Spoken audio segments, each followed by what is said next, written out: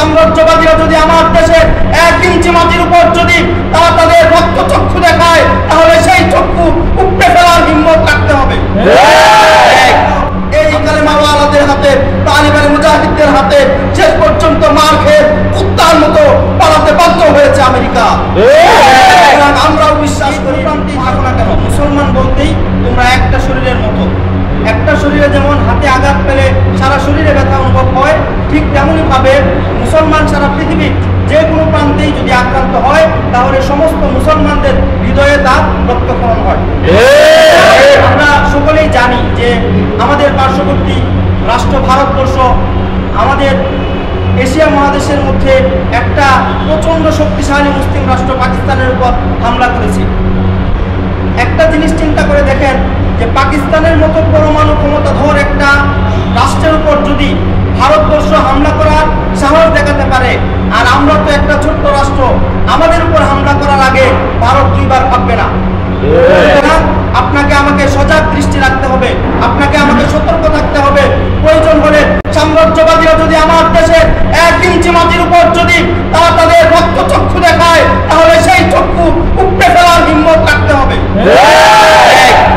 আমরা জানি আমরা দরিদ্র রাষ্ট্র, আমরা জানি আমাদের কাছে আধুনিক অস্ত্রশস্ত্র নাই, আমাদের কাছে শক্তিশালী মিসাইলগুলো নেই, আমাদের কাছে শক্তিশালী ফাইটার প্লেনগুলো নেই, কিন্তু আমাদের কাছে একটা জিনিস রয়েছে, সেটা হলো আমাদের ইমানি শক্তি।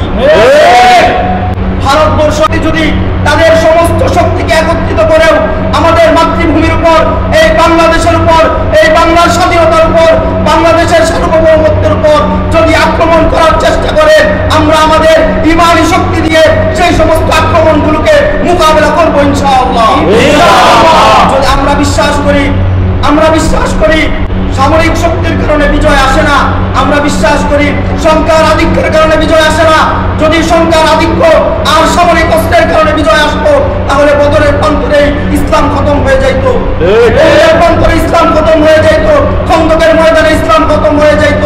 এইরকম বদর, উহুদ, খন্দক, এই সমস্ত হাজারো যুদ্ধের ময়দানে মুসলমানদের বাস্তব চিত্র হলো এই যে একদিকে কুফার শক্তি তাদের বিশাল বড় সেনাবাহিনী নিয়ে, অস্ত্রশস্ত্রের ভান্ডার নিয়ে মুসলমানদের বিরুদ্ধে অবতীর্ণ হতো, আর মুসলমানরা তাদের ইমানি শক্তি নিয়ে সেই সমস্ত কুফফারদের মোকাবেলা করত।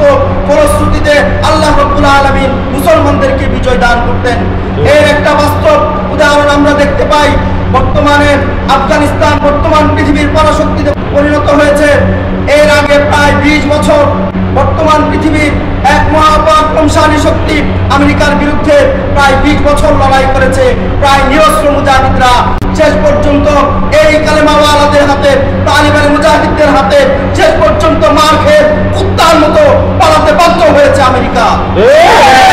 আমরাও বিশ্বাস করি ভারতবর্ষ যদি আমাদের উপর আক্রমণ করতে চায়, আমরা আমাদের ইমানি শক্তি নিয়ে আমরা সেই সমস্ত সাম্রাজ্যবাদীদের বিরুদ্ধে প্রয়োজন হলে আমরা আমাদের দেশের সেনাবাহিনীর সাথে আমরা কাঁধে কাঁধ মিলে লড়াইয়ের ময়দানে অবতীর্ণ হন। আমার মাতৃভূমি প্রতি ইঞ্চি ভূখণ্ড আমরা রক্ষা করবো ইনশাআল্লাহ।